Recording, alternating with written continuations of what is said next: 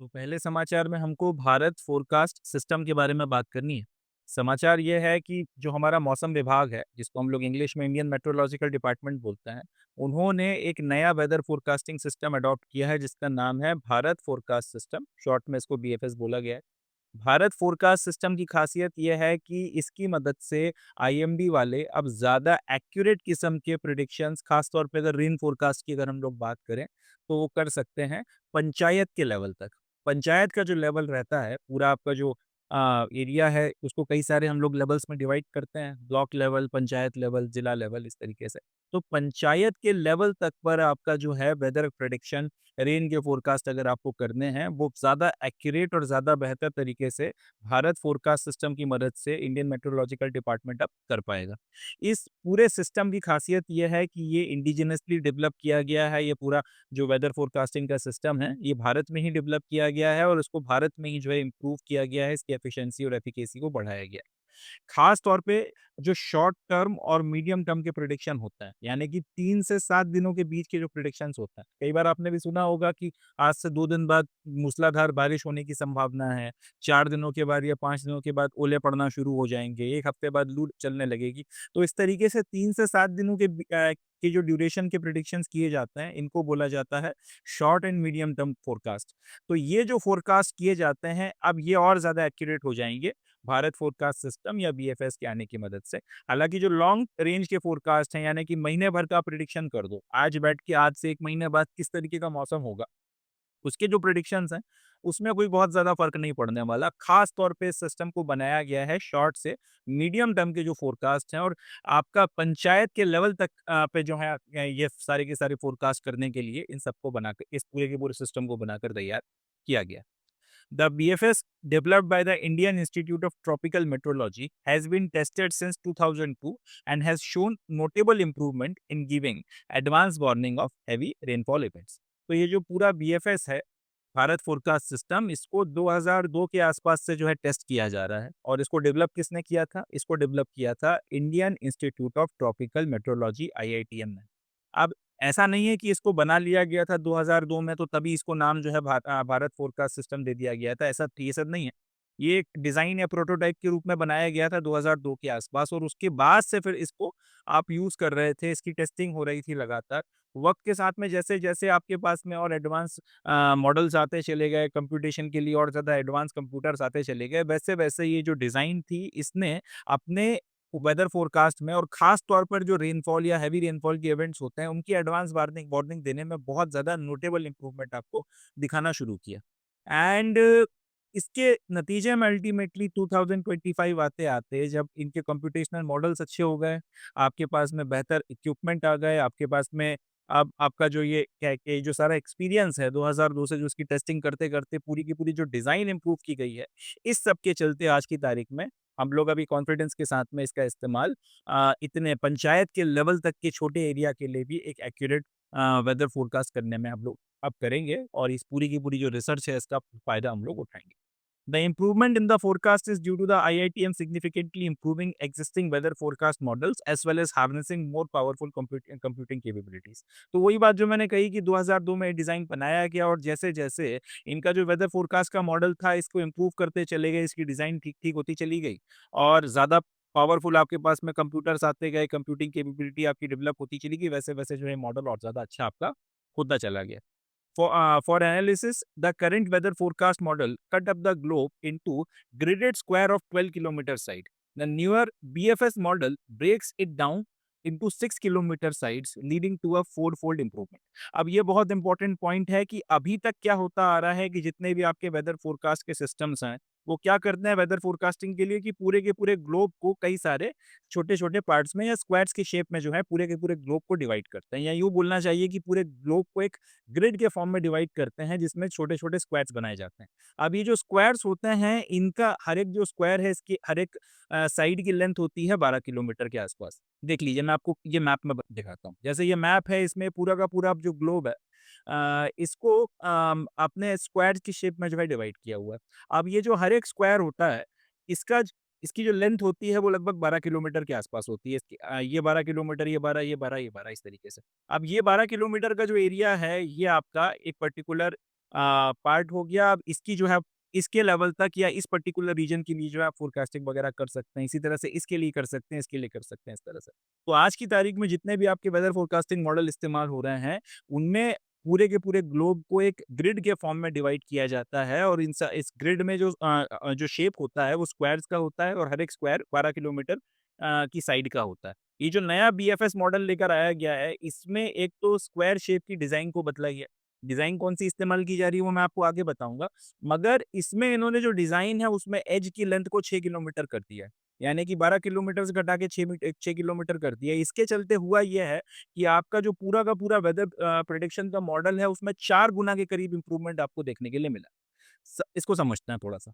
अभी ये स्क्वायर जो है हर एक अगर ये जो पूरा का पूरा आपका ग्रिड है इसमें हर एक स्क्वायर अगर 12 किलोमीटर लेंथ का है, हर एक स्क्वायर की जो लेंथ है वो 12 किलोमीटर है, तो इतना बड़ा जो है स्क्वायर बन के आपका तैयार हो रहा है। ऑब्वियस सी बात है अब अगर आप इसकी लेंथ 12 से घटा के 6 कर दोगे तो आपके स्क्वायर का साइज़ जो है वो छोटा हो जाएगा। अभी आप इतने बड़े एरिया के लिए वेदर प्रेडिक्शन कर रहे हो, इन दैट कंडीशन जो आप उससे भी छोटे एरिया के लिए जो है एक्यूरेट वेदर प्रेडिक्शन कर पाओगे, जैसे इसमें आपको देखने को मिलेगा। अब यहाँ पे हालाँकि मैं आपको क्लियर कर दूँ कि ये जो साइज़ है, ये जो शेप है इन्होंने इस्तेमाल किया है ग्रिड पैटर्न का वो स्क्वायर नहीं है।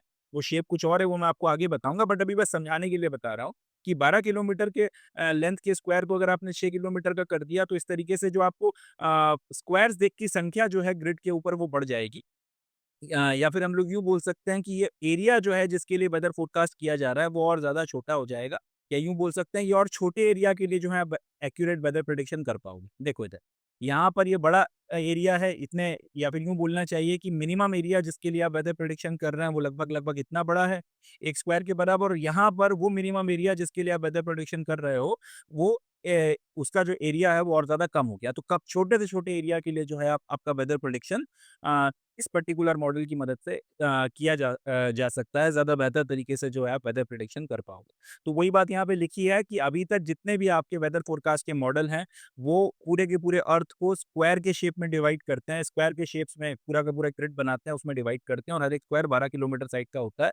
बीएफएस पहला मॉडल है जिसने एक तो साइज़ चेंज किया, एक तो इसका स्क्वायर की जगह पे दूसरा शेप इस्तेमाल करना शुरू किया और उसका भी जो उसने लेंथ रखा है वो 6 किलोमीटर रखा है। इससे आपका जो एरिया है जिसके लिए आप या यूँ बोलना चाहिए कि जो स्मॉलेस्ट एरिया है जिसके लिए आप एक्यूरेट वेदर प्रेडिक्शन कर सकते हो, वो कम हो गया है और आपकी जो एफिशिएंसी है एक्यूरेट वेदर प्रेडिक्शन करने की वो 4 गुना बढ़ गई है आज की तारीख में जो एक्जिस्टिंग आपके वेदर फोरकास्ट के मॉडल हैं, उनकी अपेक्षा। और आज की तारीख में इंडिया अकेला ऐसा देश है जो 6 किलोमीटर बाय 6 किलोमीटर की रिज़ॉल्यूशन के लिए 6 किलोमीटर बाय 6 किलोमीटर की रिज़ॉल्यूशन का जो है एक्यूरेट फोरकास्ट इस पर्टिकुलर मॉडल की मदद से कर सकता है। ऐसा अपने director general Indian meteorological department ने कहा है। बहुत इंपॉर्टेंट पॉइंट है कि India is the only country that will now provide operational weather forecast at 6 kilometre by 6 kilometre resolution बहुत इंपॉर्टेंट पॉइंट है। जितना ज़्यादा एरिया कम होता जाता है, उतना ज़्यादा आपका एक्यूरेसी बढ़ती चली जाती है, ये बात अपने को ध्यान यहाँ पे रखनी। Until now, we have been able to give block level forecast 5 days ahead. Now we can give up to the level of panchayat or a few villages. This is useful because there can be important weather variations even within a block. IMD official said. तो अभी तक इसके पहले जो models इस्तेमाल हो रहे थे उससे आप ब्लॉक के लेवल तक एक्यूरेट वेदर प्रिडिक्शन कर पा रहे थे लगभग 4 से 5 दिन पहले तक। बट अब ये प्रिडिक्शन पंचायत के लेवल तक या फिर पंचायत से भी अगर कई जगहों पर अगर हम लोग नीचे जाएँ तो कुछ आपकी विलेजेस जो हैं उसके लेवल तक भी जो है कई जगहों पर ये वेदर प्रेडिक्शन किया जा सकता है। अब इतने एक्यूरेट या फिर इतने छोटे एरिया के लिए अगर वेदर प्रेडिक्शन किया जा रहा है तो क्यों किया जा रहा है ये भी एक सवाल उठेगा कि बेसिकली अगर वेदर आगे जैसे बारिश आएगी तो फिर बारिश ऐसा तो है नहीं कि किसी एक गांव को या दो गांव को सब पे असर डालेगी। वो तो फिर पूरे के पूरे एरिया को कवर करेगी। तो पंचायत के लेवल तक या फिर गांव के लेवल तक जाकर आप वेदर प्रेडिक्शन 4 से 5 दिन पहले क्यों करवाना चाह रहे हैं? इसकी वजह देखिए ये है कि मानसून है या फिर कोई भी आपका सीज़न है तो उसका एक जैसा यूनिफ़ॉर्म असर पूरे देश पर नहीं देखने को मिलता। बारिश भी आएगी तो किसी जगहों पर बहुत ज़्यादा पानी गिरेगा, किसी जगहों पे कंपैरेटिवली कम पानी गिरेगा। अब जिस एरिया में बहुत ज़्यादा पानी गिरना है उसमें भी ऐसा नहीं कि यूनिफ़ॉर्मली बराबर पानी गिरने वाला है। उसमें भी कुछ एक सर्टेन कन्फाइंड एरियाज़ होते हैं जहाँ पर भयंकर मूसलाधार बारिश जो है वो आपको देखने को मिलेगी। तो इसलिए अगर आपको क्योंकि वेदर में वेरिएशंस जो हैं ब्लॉक के लेवल पर, पंचायत के लेवल पर भारत जैसे देश में आपके इनफैक्ट कई जगहों पर आपके गाँव के लेवल पर भी अगर काफ़ी ज़्यादा वेरिएशंस दिखाता है, तो फिर इन वेरिएशंस को भी हमको कंसिडरेशन में लेना लेना चाहिए और इसलिए जितना हो सके उतना एक्यूरेट अपना मॉडल होना चाहिए। और ये आज की तारीख में अपना सबसे एक्यूरेट मॉडल है, सबसे ज़्यादा आप कह सकते हैं एडवांस किस्म का मॉडल ये निकल कर आया है। Another major change is using a new grid structure. तो वही बात जो मैंने कही कि अभी तक ये हो रहा था, जो ग्रिड स्ट्रक्चर आप इस्तेमाल कर रहे थे उसमें स्क्वायर के शेप का इस्तेमाल हो रहा था, अब वो ग्रिड स्ट्रक्चर जो है उसको भी चेंज किया गया। पहले क्या किया जा रहा था कि पूरे के पूरे ग्लोब को आप स्क्वायर के शेप की ग्रिड्स में डिवाइड करते थे और हर एक जो स्क्वायर था उसका साइज इक्वल होता था। इक्वल साइज की आपने ग्रिड बना दी, पूरी ये पूरा आपका ग्लोब है, इस पे आपने इस तरीके से लाइंस वगैरह खींच के स्क्वायर्स के रूप में आपने पूरे ग्लोब को डिवाइड कर दिया और हर एक जो स्क्वायर है वो बराबर-बराबर एरिया का होता था। मगर अब आईएमडी वालों ने ये किया है कि इस डिज़ाइन को चेंज कर उन्होंने ट्रायंगुलर, क्यूबिक, ऑक्टाहेड्रल इस डिज़ाइन का इस्तेमाल जो है किया है अपने ग्रिड स्ट्रक्चर को बनाने के लिए। सिंपल सी भाषा में बोला जाए तो ट्रायंगुलर शेप के जो है एरियाज़ इन्होंने इस्तेमाल किए हैं। मैं आपको फ़ोटोग्राफ दिखाता हूँ, ज़्यादा अच्छे से समझ में आएगा। आप देखिए यहाँ पे, ये जो अब मॉडल इस्तेमाल हो रहा है उसमें इन्होंने जो ग्रिड स्ट्रक्चर बनाया है उसमें इस तरीके से ट्रायंगल शेप जो है इसका इस्तेमाल किया है। इनफैक्ट 3D में अगर हम बात करें तो उसको ट्रायंगुलर क्यूबिक ऑक्टाहेड्रल बोला गया है। इस शेप का इस्तेमाल कर जो है ग्रिड बनाई गई है। और यहाँ पर ये जो हर एक ये जो ट्रायंगल का जो हर एक एज है आपका जो हर एक आपका जो ये लेंथ है या हर एक जो लाइन है, इसकी लेंथ है 6 किलोमीटर। तो इस तरीके से जो है एक तो ये जो पूरा का पूरा स्ट्रक्चर जो आपने इस्तेमाल किया है, जो ट्रायंगुलर शेप इस्तेमाल किया है, इससे एक तो ज़्यादा ग्रिड बनी है या फिर यूँ बोलना चाहिए स्क्वायर की जगह पर आपके पास में ज़्यादा जो है छोटे-छोटे एरियाज़ निकल कर आए हैं। दूसरा ये कि इसकी मदद से रिज़ॉल्यूशन जो है वो हायर हो गया है। ख़ास तौर पर अगर हम लोग ट्रॉपिकल रीजन की बात करें तो पोल्स की अपेक्षा, जैसे यहाँ पर अगर आप देखेंगे, पोल्स के आस-पास में आपको उतने ग्रिड देखने को नहीं मिलेंगे, मगर ट्रॉपिकल एरिया में आप देखेंगे तो आपको कंपैरेटिवली ज़्यादा नंबर ऑफ ग्रिड्स देखने को मिलेंगे। अब ऐसा इसलिए किया गया है क्योंकि एक तो हमारा जो मॉडल है वो स्पेसिफिकली हमारे देश के लिए और प्रोमिनेंटली हमारा देश ट्रॉपिकल और सब ट्रॉपिकल जो है क्लाइमेट वगैरह के रीजन में आता है। दूसरा ये कि पोल्स में टेम्परेचर या फिर क्लाइमेट में उतने ज़्यादा वेरिएशंस देखने को नहीं मिलते और ज़्यादातर जो आपको वेरिएशंस देखने को मिलता है वो आपको या ज़्यादा वॉलेटाइल किस्म के जो वेरिएशंस देखने को मिलता है वो ट्रॉपिकल रीजन में देखने को मिलता है। इसलिए यहाँ पर एक्यूरेसी ज़्यादा ज़रूरी है और इस एक्यूरेसी के लिए उन्होंने ये नया मॉडल बनाया है, नया डिज़ाइन इस्तेमाल किया है जिसमें ज़्यादा नंबर ऑफ ग्रिड्स हैं, जिनका एरिया भी छोटा है और ये ज़्यादा नंबर ऑफ ग्रिड्स आपको ज़्यादा एक्यूरेट किस्म का प्रेडिक्शन जो है देते हैं। ट्रॉपिकल एरियाज़ में जो हमारा मेन एरिया ऑफ कंसर्न है एंड सबसे बड़ी बात ये भी है कि ये पूरा का पूरा जो रीजन है ट्रॉपिकल ज़ोन की अगर हम बात करें तो ये कंपैरेटिवली ज़्यादा वोलेटाइल है। आपके उन चेंजेस को लेकर जिन चेंजेस के कारण जो है सारे फोरकास्ट करना पड़ रहा है। पोल्स पे तो अब यही है कि टेम्परेचर 0 डिग्री से कम होगा तो और माइनस में चला जाएगा और अगर बढ़ेगा तो 0 डिग्री से बढ़ के 1 डिग्री पर आ जाएगा। ज़्यादा ना वहाँ पे जनसंख्या रहती है, ना ज़्यादा बहुत फ़र्क पड़ने वाला है। मगर ट्रॉपिकल रीजन में एक तो हाई कंसंट्रेशन ऑफ पॉपुलेशन है प्लस हमारा देश क्योंकि यहाँ पे बना हुआ है। मॉडल एक्सक्लूसिवली हमने अपने लिए बनाया है। इसलिए खास तौर पे हम लोगों ने ट्रॉपिकल रीजन जहाँ पे टेम्परेचर वेरिएशंस बहुत ज़्यादा वोलेटाइल हैं, प्रेडिक्शन आपको जो है खास तौर पे इसी रीजन के लिए करना है तो उसको ध्यान में रखते हुए हमने पूरा का पूरा स्ट्रक्चर अपना डिज़ाइन किया है। अच्छा, एक चीज़ और कि यहाँ पर ये आपने एक अच्छा मॉडल बना लिया, पूरा का पूरा ग्लोब आपने और छोटे-छोटे क्षेत्रों में डिवाइड कर लिया, इतने भर से काम नहीं चलता। अगर ऐसा करना होता तो दूसरे लोग भी इसको कर लेते कि स्क्वायर की जगह ट्रायंगल शेप इस्तेमाल कर लो या कोई और शेप इस्तेमाल कर लो, जिससे ये ग्रिड और ज़्यादा छोटी हो जाए और इसमें छोटे-छोटे जो हैं आपको पोर्शंस देखने को मिले। इतने भर से काम नहीं चलता। ये जो डाटा आपको लगातार मिलता रहता है, उसका एनालिसिस और उसकी कंप्यूटिंग भी आपको फ़ास्ट तरीके से करना है, ज़्यादा से ज़्यादा तेज़ी से आपको जो है वो करना होगी। इसके लिए आज की तारीख में आईआईटीएम पुणे में और national centre for medium range weather forecast Delhi में 2 सुपर कंप्यूटर रखे हुए हैं। एक आर्का है और एक अरुणिका है। इन हाई परफॉर्मिंग कंप्यूटर्स की मदद से जितना भी आपके पास में डाटा जो लगातार पल-पल चेंज हो रहा है, जो इकट्ठा होता है, उसकी कंप्यूटिंग और उसका एनालिसिस बहुत जल्दी और बहुत एक्यूरेसी के साथ में हो रहा है। इस कंप्यूटिंग और इस एनालिसिस की चलते जो काफ़ी एक्यूरेसी से हो रहा है, आप ज़्यादा बेहतर किस्म से ज़्यादा बेहतर तरीके के फोरकास्ट कर पा रहे हैं और ये सारा का सारा जो आपका कंप्यूटिंग का डाटा है, उसका भी इस्तेमाल जो है भारत फोरकास्ट सिस्टम में किया जा रहा है। इसके चलते भी पूरा का पूरा सिस्टम अपना बहुत ज़्यादा एक्यूरेट निकल कर आया है और इसी के चलते ये एक्जिस्टिंग दुनिया के जितने भी आपके दूसरे वेदर फोरकास्ट सिस्टम्स हैं, उनकी अपेक्षा ज़्यादा बेहतर परफॉर्मेंस देने में सक्षम है। तो ये तो अपनी पूरी न्यूज़ हो गई। अब हम लोग यहाँ से क्वेश्चंस क्या-क्या बन सकते हैं, उनको डिस्कस करते हैं। तो पहला क्वेश्चन जो यहाँ से बनेगा वो यही है कि रिसेंटली इंडिया ने या फिर इंडियन मेट्रोलॉजिकल डिपार्टमेंट ने जो एक नया वेदर फोरकास्टिंग सिस्टम लॉन्च किया है, उसका नाम बताइए। तो अपने को याद रखना है उस सिस्टम का नाम क्या है, भारत फोरकास्ट सिस्टम। दूसरा जो क्वेश्चन यहाँ से बन सकता है कि ये जो Bharat forecast system recently Indian meteorological department के द्वारा लॉन्च किया गया है, ये किस तरीके के फोरकास्ट जो है उनको देने में ज़्यादा एफिशिएंट है। तो हमको याद रखना होगा short and medium term forecast जो हैं, जो 3 से 7 दिनों के लीड टाइम के दिए जाते हैं, यानी कि 3 से 7 दिन पहले प्रेडिक्शन जो किया जाता है, ये उनके लिए ज़्यादा बेहतर और ज़्यादा एक्यूरेट प्रेडिक्शन देता है। लॉन्ग रेंज जो फोरकास्ट होते हैं, जो 1 महीना पहले से दिए जाते हैं, उसमें कोई खास फ़र्क नहीं आता। तो यूपीएससी में कई बार क्या होता है ना, कंफ्यूज करने के लिए स्टेटमेंट ऐसे बनाए जाएंगे कि रिसेंटली जो भारत फोरकास्ट सिस्टम है, जो आईएमडी ने लॉन्च किया था, ये आपको शॉर्ट और मीडियम टर्म के फोरकास्ट और लॉन्ग रेंज फोरकास्ट दोनों में जो है ये विजिबल इंप्रूवमेंट आपको दिखा रहा है। तो ये स्टेटमेंट सही है या गलत है? तो हमको याद रखना है ये स्टेटमेंट गलत हो जाएगा, क्योंकि ये सिर्फ शॉर्ट और मीडियम टर्म के जो फोरकास्ट हैं उनके लिए जो है ज़्यादा एक्यूरेट है। लॉन्ग टर्म फोरकास्ट में इसका रिजल्ट वैसा ही निकल कर आएगा मोर और लेस, जैसा आज की तारीख में जो आपके दूसरे एग्जिस्टिंग सिस्टम्स हैं उनका निकल कर आ रहा है। तो एक तो ये अपने को याद रखना है। इसके बाद में ये कि ये जो पूरा का पूरा सिस्टम बनाया गया है, इसने आपका जो ग्रिड साइज़ है, खास तौर पे साइंस एंड टेक्नोलॉजी के में अगर ये क्वेश्चन पूछा गया या उसकी कैटेगरी में पूछा गया, तो यही आ सकता है कि इसका जो ग्रिड साइज है वो कितना रखा गया है। तो 6 किलोमीटर रखा गया है। दूसरा, अब यहीं से आपको कंफ्यूज करने के लिए बोल दिया जाएगा कि इंडिया जो है वो दूसरा, तीसरा, पांचवा, चौथा देश है जिसने अपना जो वेदर फोरकास्ट सिस्टम है उसके ग्रिड साइज को 12 किलोमीटर से कम करके 6 किलोमीटर का किया है। तो याद रखना है, ऐसा नहीं है। भारत दुनिया का पहला ऐसा देश है जिसने अपने वेदर फोरकास्ट सिस्टम के ग्रिड साइज को 12 किलोमीटर ग्रिड साइज़ जो है उसको 12 किलोमीटर से कम करके 6 किलोमीटर किया है।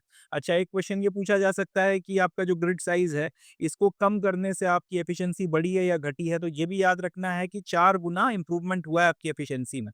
अब इसके साथ में भी खेल खेले जा सकते हैं कि ग्रिड साइज़ को 12 से 6 कर दिया, आधा कर दिया है, तो एफिशिएंसी जो है डबल हो गई है। ऐसा नहीं है। उनका मॉडल जिस भी बेसिस पे काम करता हो, मगर ये ग्रिड साइज़ का एक तो आपने अभी जैसा मैंने न्यूज़ में देखा कि हमने स्क्वायर शेप से ट्रायंगुलर शेप किया है। और दूसरा, ये 12 किलोमीटर का होता था, तो उसकी लेंथ को घटा के 6 कर दिया। इससे आपका जो इम्प्रूवमेंट है वेदर एक तो प्रोजेक्शन का एरिया कम हो गया है, ज़्यादा एक्यूरेट, छोटे ज़्यादा कम एरिया के लिए आप बेहतर प्रिडिक्शन कर पा रहे हो, और ये 4 गुना जो है आपकी एफिशिएंसी बढ़ गई है। इस बात का भी अपने को ध्यान रखना है। नेक्स्ट क्वेश्चन जो यहाँ से बनकर तैयार होगा, वही जो मैंने बताया कि इंडिया आज की तारीख में अकेला ऐसा देश है जिसके पास, जो आज की तारीख में आपको 6 किलोमीटर बाय 6 किलोमीटर के रिजोल्यूशन के साथ में फोरकास्ट वेदर के प्रोजेक्ट कर रहा है, या फिर 6 बाय 6 किलोमीटर के रिजोल्यूशन के साथ में वेदर फोरकास्टिंग कर रहा है। बहुत इंपॉर्टेंट पॉइंट है, ये अपने को ध्यान रखना ही रखना है। इसके अलावा कि मैक्स टू मैक्स किस लेवल तक जो है आपका भारत भारत फोरकास्ट सिस्टम जाकर आपको प्रेडिक्शन दे सकता है, तो पंचायत के लेवल तक और विलेज के लेवल तक जाकर जो है प्रिडिक्शन कर सकता है।